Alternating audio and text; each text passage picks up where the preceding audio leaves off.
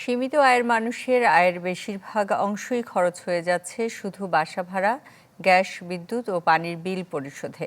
সরকারি হিসেবেও যা এখন রেকর্ড পর্যায়ে। এই পরিস্থিতিতে দুর্বিষহ দিন কাটছে বহু পরিবারের। বিশেষজ্ঞরা বলছেন, খাদ্যপণ্যের উচ্চ মূল্যস্ফীতি উস্কে দিচ্ছে দাম। রাকিব হোসেনের রিপোর্ট।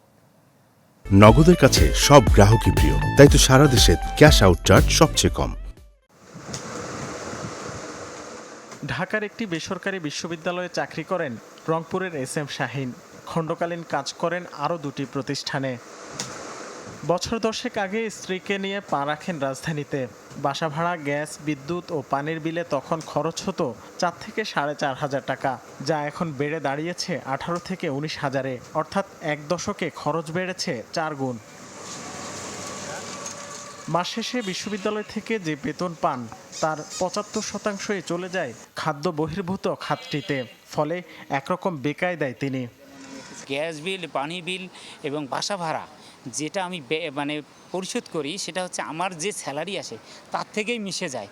কিন্তু আরও যে আমার কিছু ব্যয় আছে, এটা আসলে আমি কিভাবে এটা উপার্জন করি, আসলে এটা মানুষ জানে না। এটা আমি একমাত্র জানি, আমার ফ্যামিলি একমাত্র জানে। এই অবস্থানে যারাই আছে তারাই এইটা শুধু বুঝবেন, আমার কথাটুকু, তাছাড়া আর কেউ বুঝবেন না। SM শাহীনের মতো সাধ আর সাধ্যের মাঝে মেলবন্ধন খুঁজে পাচ্ছেন না নোমান সিদ্দিকীও। স্ত্রী সন্তান নিয়ে সাবলেট বাসায় থেকেও হিমশিম অবস্থা তার।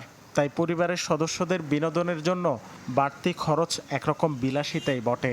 মধ্যবিত্তের একটি বড় অংশেরই দশা এখন এমন। আমার যেই আয়টা হয় সেটা দিয়ে বাসা ভাড়াটা দিতে গেলেই প্রথমত বেশি কষ্টকর হয়ে যায়। বাসা ভাড়া, গ্যাস বিল, পানি বিল দিলে আর তেমন কিছু থাকে না। বেতন পাওয়ার আগে এগুলো ভাবতে হয় যে এগুলো পরিশোধ করে বাকি মাসটা আমরা কীভাবে চলবো। বাসা ভাড়া এগুলি নিয়ে মানে একটা হিমশিম খায় চলতে।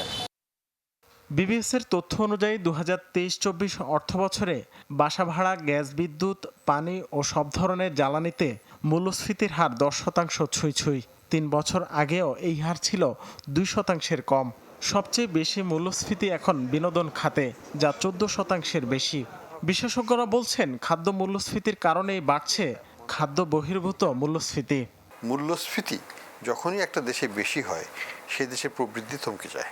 যেহেতু খাদ্যপণ্য এখনও 10-এর উপরে আছে, কাজেই নন ফুড সহজে 9-এর নিচে যাবে না। সবশেষ অর্থবছরে সার্বিক মূল্যস্ফীতি 9.73% হলেও খাদ্য মূল্যস্ফীতি ছিল 10.5%-এর বেশি।